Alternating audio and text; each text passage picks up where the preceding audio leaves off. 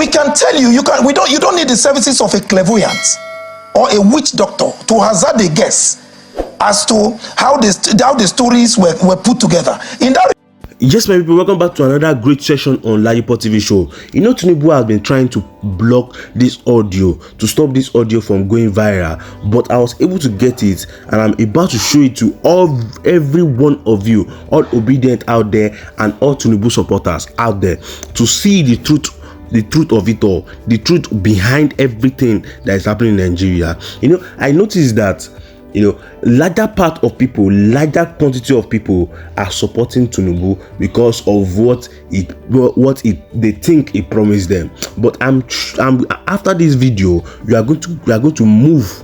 We are going to stop supporting Tinubu and start supporting Peter Obi in this video. Now, if you still stay connected at the very end of this video, I'll be back. See you soon. Welcome to LAJUPOG TV show. The home of crime scene. It's happening in the street again. The center of political news, celebrity gossip, religious gossip, and happiness in the society. Join us, the voice of Africa. Hello my great and wonderful viewers, welcome you back to LAJUPOG TV show. If you are new into this show, don't forget to click the subscribe button, the like button, the bell beside it, and also drop your comment in the comment section so that it will be notified anytime you drop any in that video in few hours time about what is going on in Nigeria and about what is going on in politics mainly. Before I play this audio for us, I just want to say something that the major problem of Nigeria is not bad governance. Listen to me, the major problem of Nigeria is not bad governance. The major and the center problem of Nigeria is we the citizen. If we the citizen rise up and say that we want to fight bad governance out of Nigeria, we are going to do it peacefully. We are going to do it in the right way. But the larger amount of people in Nigeria are supporting the bad governance. That is why we are not moving forward. That is why we are still in the same position as we are years back. Buhari came and destroyed Nigeria, and a lot of people are still coming out and still supporting Bola Ahmed Tinubu. They are still supporting APC after everything that Buhari did in the whole 8 years of his regime. I mean, just listen to what this man said. Just listen to what this man said in this audio that I'm about to play for you, that Tinubu is trying all his possible best to block. Listen to what he said in this audio. Then you will see that the truth behind everything that is happening in Nigeria. If we the citizens do not rise up to fight this bad governance, to fight these people, in the next 5 to 10 years, there won't be a country called Nigeria anymore. People, I just don't want me to stay connected to the very end of this video. I'll be back. See you soon. Even if they would never say those things. In these days that artificial intelligence can be used to generate audio and video that mimics exactly someone's character, mannerism, and voice tone, we had to verify this audio that is making the rounds because it looks so unreal that a foreigner can have deep knowledge of Nigeria's political system. The man in question is Gregory Copley, the editor and publisher of Defense and Foreign Affairs. So it's obvious that Gregory has experience in foreign affairs and defense. In this picture, you can see him with General Gusau, retired, Nigeria's former national security advisor during Obasanjo's administration. Now to the audio in question. We had to verify it, and it is an interview that CBS Eye on the World host, John Batchelor. That's him here. He had this interview with Gregory Copley. He also has a YouTube channel, but he hasn't published this interview yet. But he published it on his Twitter page. So the audio is verified. Gregory made shocking revelations about Tinubu, and he warned of dire consequences in Nigeria if the Supreme Court refuses to disqualify Tinubu based on many issues, certificate forgery, identity theft, and others. Gregory also said that the US authorities are already doing their part by accepting to release many information they have on him. So this is a real interview, it's not AI generated. Let's take a listen. I'm John Batchelor with my good colleague Gregory Copley of Defense and Foreign Affairs, the editor and publisher. He is traveling, he's in London.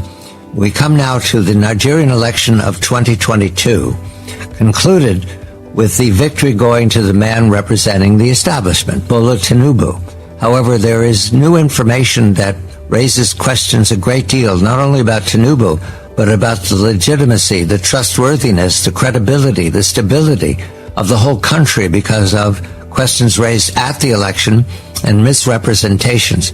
Gregory, what do we know about Tinubu? What do we know about his presentation to the people of Nigeria? Well, firstly, we have to understand that Nigeria is this great bellwether for Africa. It's the largest population and the largest economy in Africa.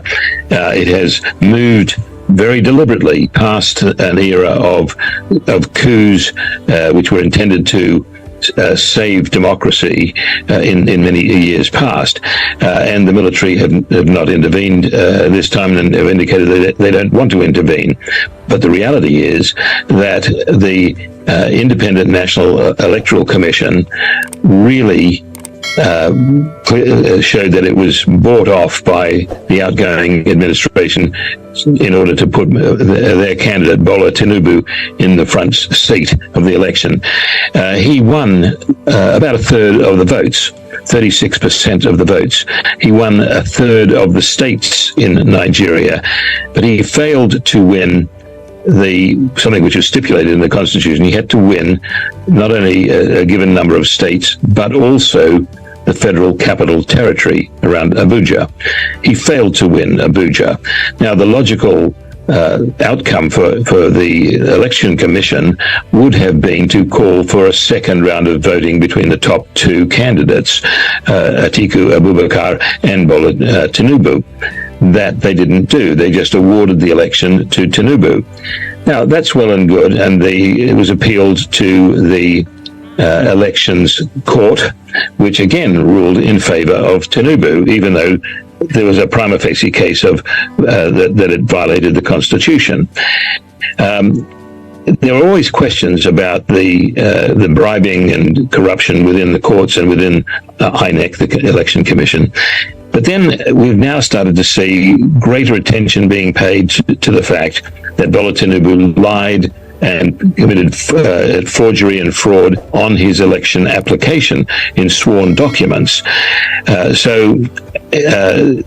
This included a lot about his educational qualifications, which he clearly lied about.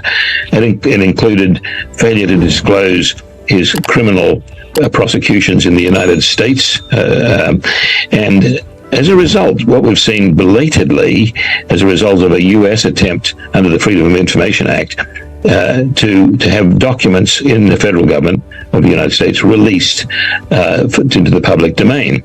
Now, in September, the FBI said it would start releasing 500 documents or 500 pages a month of its documents on Tinubu, out of 2,500 total pages of material that they have on him. The CIA, the State Department, the IRS, the Drug Enforcement Agency have also got a mass of data about Bola Tinubu's activities in the United States, and they too are preparing to release all this information. And what it's starting to show is that Bola Tinubu has used many aliases along his career, including to gain an education or to gain claims of education, and he basically put pressure on Chicago State University not to release the transcriptions of anything to do with him, because they show that he used different names, that he used several different social security numbers in the United States, some of which were clearly borrowed or fraudulent. He clearly forged a number of documents. He borrowed another person's identity to file studies which were required educationally. So he's done a number of things, but he particularly was prosecuted in Chicago in the 1990s for narcotics trafficking. And he basically pleaded no contest to that and escaped with a forfeiture of $460,000 rather than go to prison. So there's a lot which is coming out about him. So the the appeal against the election outcome after being rejected by the election courts is now getting ready to go to the Supreme Court of Nigeria. That's going to be accompanied by all of this other information about Tinubu's forgeries, if Bola Tinubu is in fact his name, but he's lied on about literally every aspect of his life. So it gets to be a very interesting situation.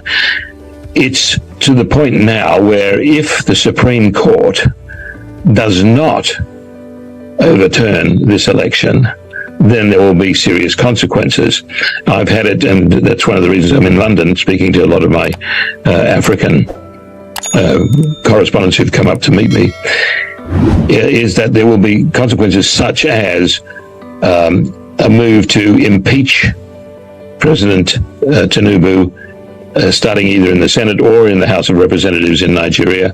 But certainly there's cooperation among House and Senate people, the politicians there, to start not only an impeachment of the president, to overturn the election, but also to start censuring or impeaching the Supreme Court if it fails to do its duty, and also, of course, to start prosecuting officials within INEC, the Independent National Election Commission, as well. So this starts to get very, very ugly.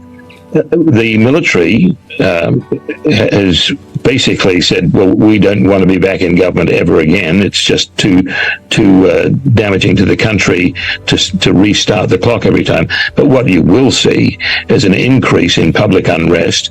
You'll see the government being unable to coordinate any compromises with its neighbours in ECOWAS, the Economic Community of West African States, in the fight against the jihadist movements such as Boko Haram and Islamic State West Africa and the like.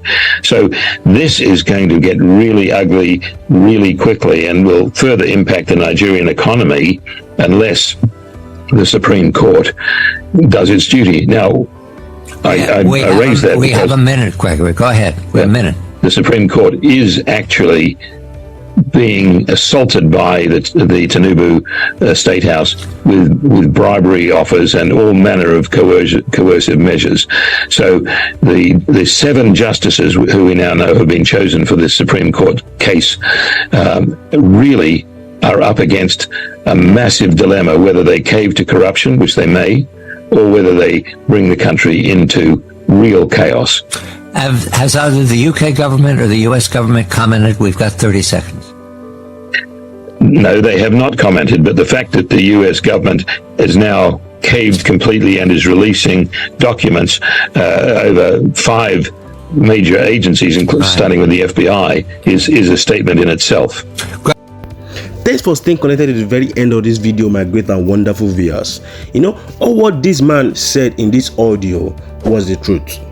Every single thing. But I don't need to say anything after everything that this man has said. But I just want to have 1 or 2 things. The tribunal failed us. The Presidential Tribunal Court.